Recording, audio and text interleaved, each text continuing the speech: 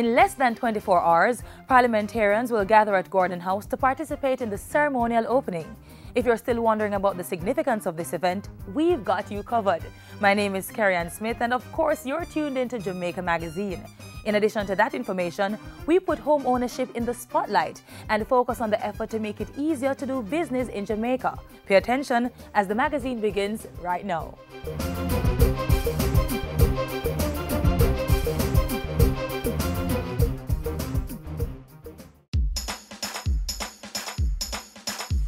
We want a productive Jamaica. We are not productive Jamaicans. Productivity to move forward on this land. Productivity, that's the way to go, we should understand. Productivity is the way to go for all us Jamaicans. Small business, big business, old and young, we are tell every woman and man. We want growth and prosperity for a better nation with a building plan. So we can build our product and sell our product and put more money in our hand. Our economy can rise to a level and build a better nation. Productivity to move forward on this land. Productivity, that's the way to go, we should understand. Productivity to move forward on this land. Productivity, that's the way to go, we should understand. Productivity. Productivity, pathway to prosperity. A message brought to you by the Jamaica Productivity Center, a department of the Ministry of Labor and Social Security.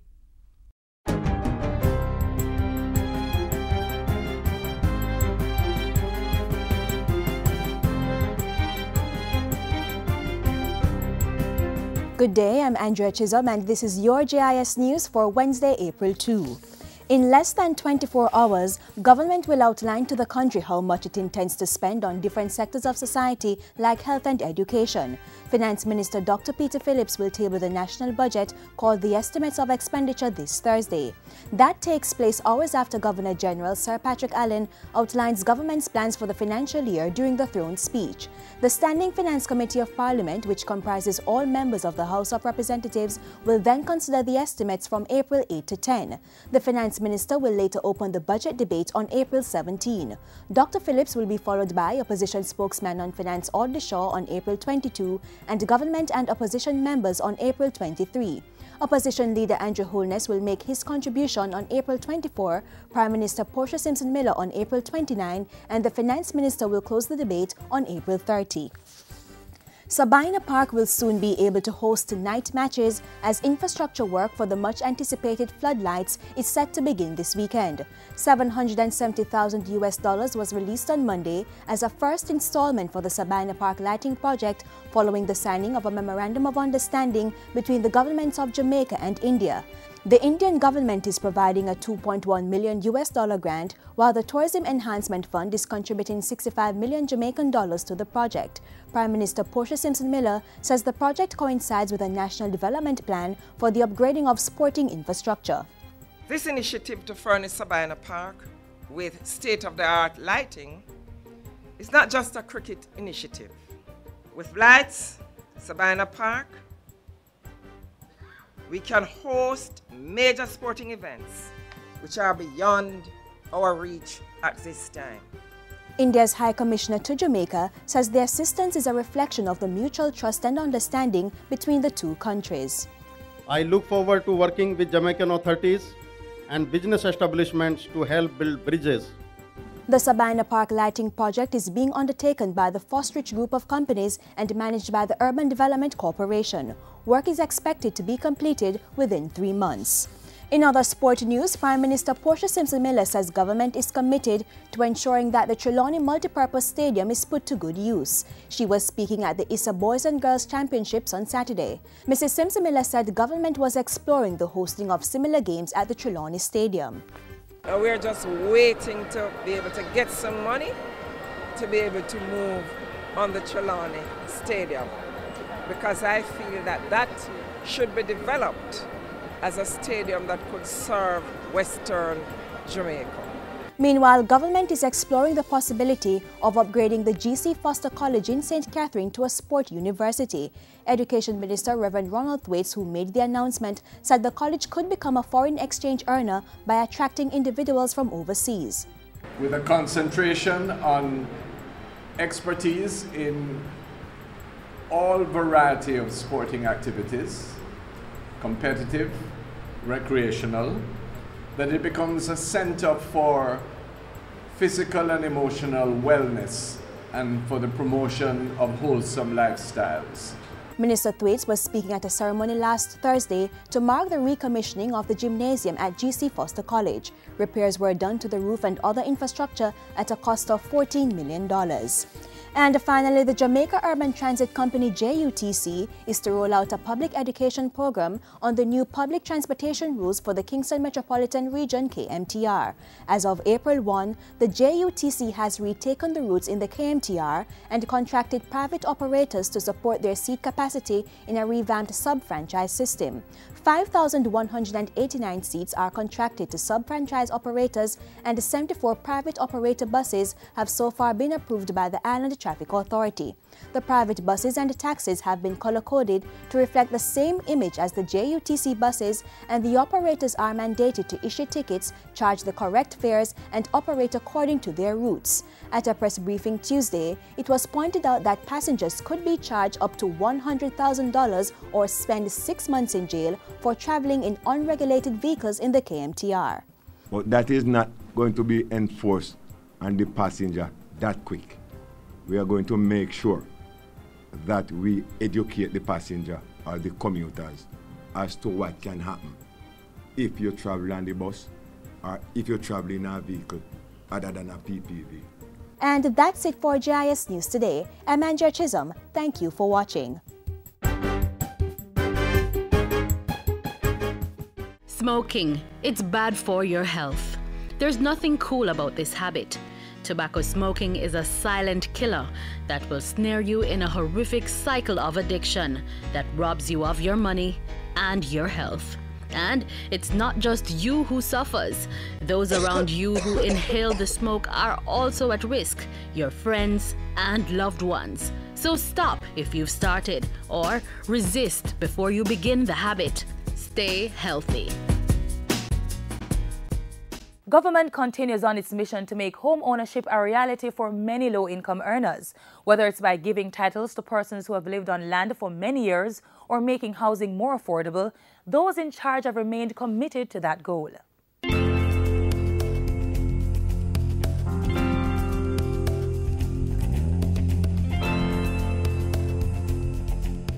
This is an opportunity for me and my family to improve our life. That's Janika Thompson. She is one of the latest beneficiaries of government's strategic program to broaden opportunities for housing solutions and ownership. Security of tenure and security of property rights are fundamental if we are to fight poverty and to build a great nation.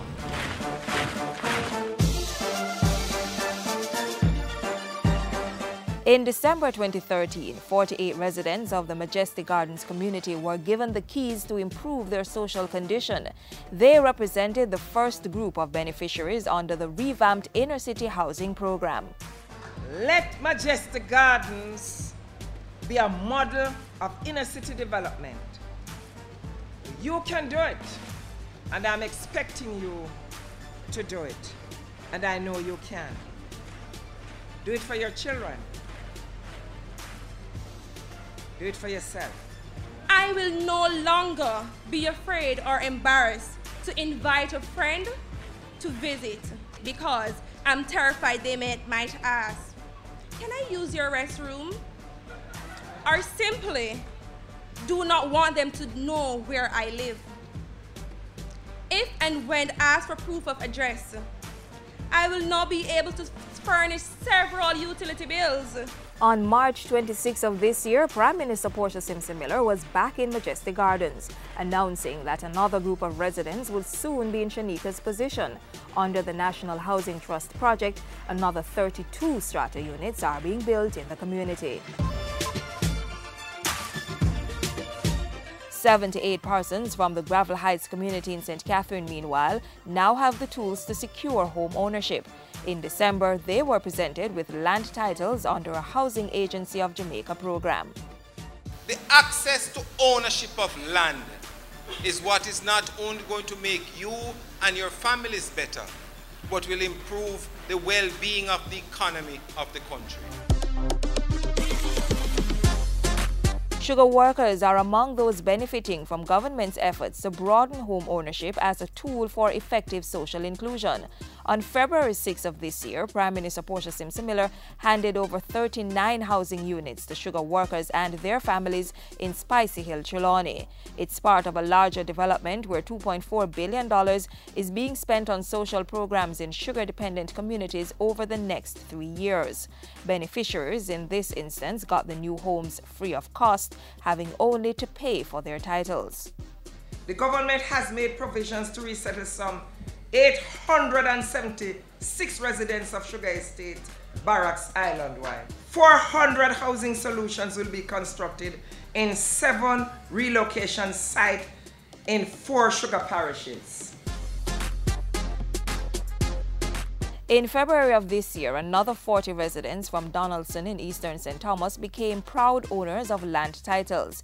They are among 436 to get serviced lots developed by the Housing Agency of Jamaica at a cost of $26 million.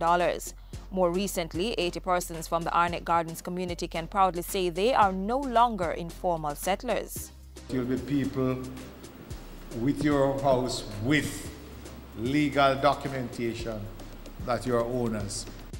The same is true for 70 Seaview Gardens residents who got their land titles on February 19. This ends years of waiting to get titles for the units which were established under the Sites and Services program of the 1970s. It affords you a status in your community and in the society, and it also is a basis for you to be able to access financing to improve upon the land that is now legally yours. In the just concluded fiscal year, government also began the construction of housing for families under the Program of Advancement through Health and Education PATH. Residents of Hanover, St. Catherine, St. Thomas, Clarendon, St. James, Kingston and St. Andrew have already benefited from the $30 million partnership with Food for the Poor. The housing solutions being provided to families on PATH is a true manifestation of our mandate of adopting a developmental approach in the provision of social assistance benefits, and in so doing, assist in reducing the dependence on the state.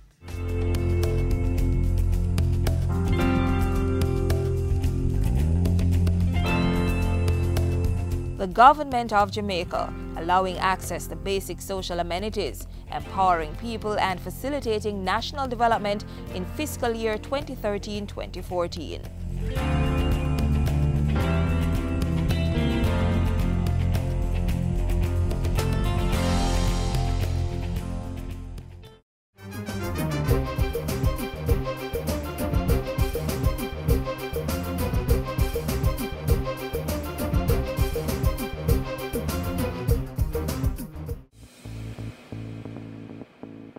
A healthy and educated people living in a clean, natural environment, reducing crime, improving the justice system and governance, building a prosperous economy.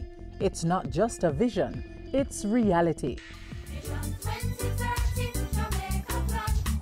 Learn about the plan. Join the vision.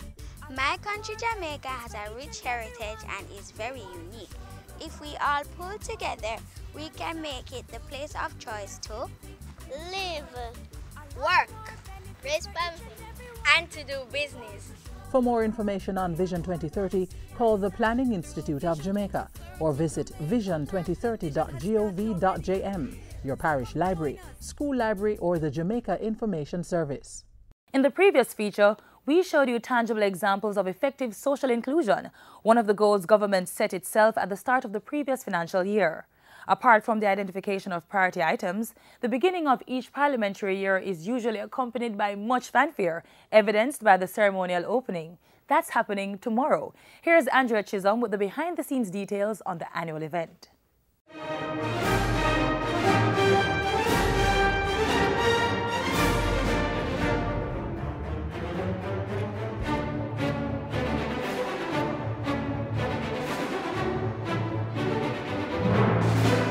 Every year, members of both houses of Parliament, MPs and senators, come together in this chamber. They sit jointly in a ceremony that marks the beginning of a new parliamentary year. The highlight of this critical event is the Governor-General's throne speech. This is among several spectacular activities that are all part of the grandeur that is the ceremonial opening of Parliament. With its seed firmly grounded in the United Kingdom, new growth sprouted here in Jamaica, allowing us to harvest the traditions of the British parliamentary system. The roots were anchored in 1962 when Princess Margaret delivered the throne speech to a newly independent Jamaica, and since then, the traditions of the ceremonial opening of Parliament have mushroomed into an annual event. The Jamaica Defence Force JDF plays a vital role. It furnishes the Guard of Honor, which consists of over 100 military personnel. The Guard of Honor is formed to receive His Excellency to come to Parliament to give the throne speech. Smartly clad in their scarlet tunics, the military ceremonial dress, the Guards of Honor are placed in a specific formation. So when you look on the parade, what you will find is the right off with the Guard Commander stand to the front. Then in the center, you'll have the color party. Then to the left, you have the left off with the subaltern to the Guard. The color party includes the color ensigns and the escorts. These are two officers who will be honored to carry the colors of the unit. The color ensigns salute the Governor-General with what appears to be flags, but in fact, they are called colors. The color that resembles the Jamaican flag is known as the Queen's color, symbolizing the monarch as Jamaica's head of state. The other color represents the regiment or unit of the JDF that forms the Guard of Honor. In this case, since the regimental color is maroon, it symbolizes that the 2nd Battalion Jamaica Regiment comprises the Guard of Honor.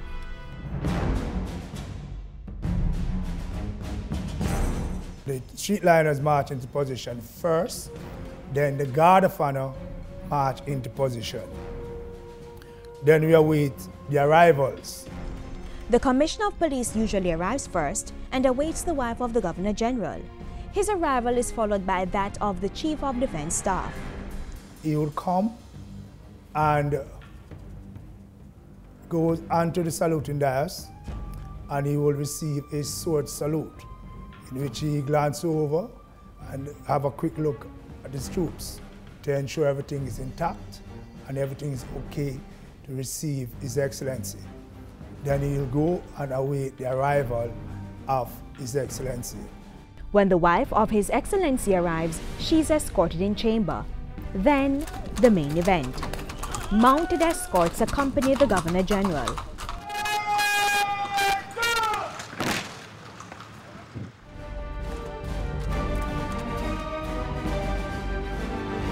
He walks onto the red carpet. Well, the red carpet, traditionally, from way back, is the form of showing people courtesy if they are VIPs. Steps onto the saluting dais so that he can be seen by all, and later, he will receive a royal salute.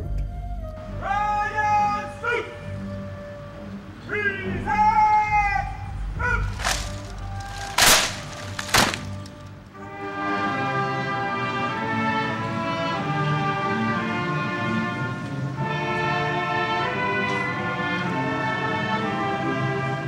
Although the flag code for the national flag says that it must never touch the ground, the Queen's colour, which is in many respects in the design format of the national flag, does properly touch the ground as a sort of, if you like, supreme compliment to the head of state, or in this case, the standing representative of the head of state.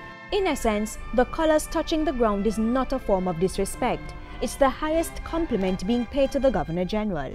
He then proceeds to inspect the guard, and after the second royal salute, His Excellency is escorted into the chamber. A flourish of trumpets signals his arrival in Gordon House. That is something that can be used to herald somebody important entering a room or a building. In addition to the usual pomp and pageantry, the ceremonial opening of Parliament brings together members of the House of Representatives and the Senate, the judiciary, a forest of high-ranking officials, and members of the public. Members of Parliament aligned to the People's National Party enter Parliament by walking from the southern end of Duke Street, while those aligned to the Jamaica Labour Party walk from the northern end. It started, as far as I recall, with the JLP walking down Duke Street, because they used to assemble in the BIT headquarters a little further up the road. So the PNP, whether they'd been walking from somewhere before or just came in individually, I honestly don't recall. So they said, well, you know, we'll have to come from the opposite direction. So they go up and the JLP come down. All then gather together inside Gordon House to listen to the throne speech being presented by His Excellency the Governor-General. I'm pleased to present to you the throne speech. It is the speech on behalf of the government saying what its parliamentary policies and its intentions, executive intentions, are for the coming parliamentary term. The conclusion of the throne speech marks the end of the ceremonial opening of Parliament. It makes more fun, and you know, people can be more interested in their parliament if there's a little ceremony at the beginning. You get hundreds of people, you know, coming to watch the event because they enjoy it. They enjoy seeing the guard, and they enjoy seeing the mounted troop, the horsemen coming down the road, and the important people, and the Governor-General in his you know, lounge suit, business suit with all his orders and decorations, and other people all dressed up wearing decorations where applicable and so on. So now that you understand the intricacies surrounding the ceremonial opening of Parliament, no doubt you'll have a greater appreciation for the event and the many splendid traditions.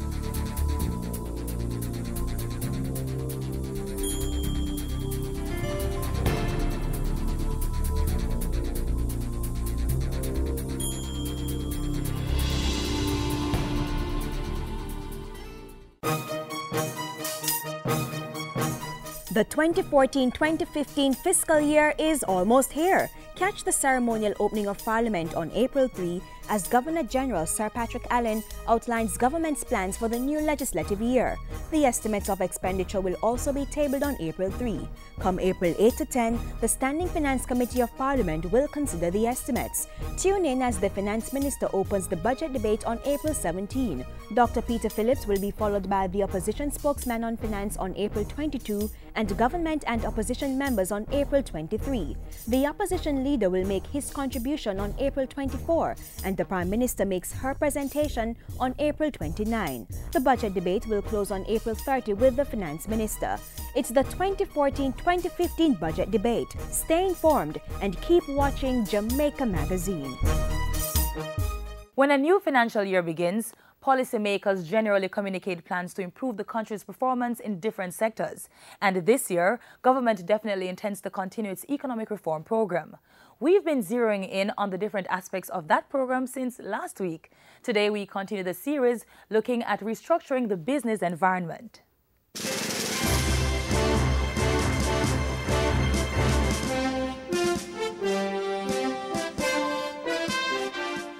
Making it easier for anyone to do business in Jamaica and ensuring that micro, small and medium-sized enterprises can prosper are central elements of government's economic reform program. The rationale: economic growth can only be achieved and sustained if it's driven by the private sector. The second main objective of the program is to achieve growth, to raise the real level of growth of the gross domestic product, so that over time we can answer and meet the legitimate expectations of the Jamaican people for jobs, for an improved quality of life, which has eluded us for many decades. From a government perspective, some big investments need to come on stream to make that happen. But we are very clear as an administration that unless the MSME sector is made to come alive and to play its role, the impact of this, of these larger initiatives will not yield the benefit that it needs to, nor have the transformational effects. So, as a first step, government has set out to produce a micro, small and medium-sized enterprise, MSME and entrepreneurship policy. Some of the big initiatives relating to the growth agenda of the government of Jamaica is directly linked to this policy. The MSME and entrepreneurship policy was completed and launched in 2013. Major highlights of the policy are increasing finance to the sector and enhancing business development support. It also aims to foster a culture of entrepreneurship and innovation while tackling cross-cutting issues such as women and youth in business and persons with disabilities. At the same time, government is increasing access to financing for the MSME sector. The Development Bank of Jamaica alone has approved more than 7,400 loans for on-lending to MSMEs between April 2013 and February 2014. That amounts to over $2 billion that these businesses can use to create jobs and help grow the economy. The sector is in line to receive another $1.5 billion from the National Insurance Fund during the 2014-2015 fiscal year. For years, the government has been taking some deliberate actions to make Jamaica an attractive destination for businesses, both homegrown and imported. Significant advancements have been made under the Portia Simpson Miller administration. For example, since January 2014, all Jamaicans have been able to register their collateral, including non-traditional assets, with a security interest in personal property, SIP registry. Registry forms part of the secure transactions framework, designed to modernize and improve commerce by expanding access to domestic credit, while at the same time minimizing the risk of loan default. This is yet another structural benchmark agreed by the government of Jamaica with the IMF. It's being implemented through the Companies Office of Jamaica. So too is the introduction of the Super Form, a multi-purpose registration form that acts as a one-stop shop for businesses. It allows for the incorporation of a company or the registration of a business name with only one trip to the COJ, instead of having to visit multiple agencies to process a TRN, NIS, GCT, and NHT requirements, or to procure clearance letters. Both the Super Form and SIP registry are designed to enhance the investment environment and ultimately spur entrepreneurship and economic growth. In February 2014, the Jamaica Competitiveness Enhancement Program received a $60 million loan from the Inter-American Development Bank to support these efforts. The money is to support Jamaica's macroeconomic sustainability, continue implementation of a national competitiveness framework, improve the private sector access to financial markets, and more. The Planning Institute of Jamaica is in charge of the program. We have an enormous task on our hands to reduce the debt, secure economic growth, and protect the vulnerable. However, none of those three objectives can be attained unless those who carry the full weight of the adjustment burden have hope that actions are being taken in their interest. The government of Jamaica, going for growth, staying the course, and transforming the economy.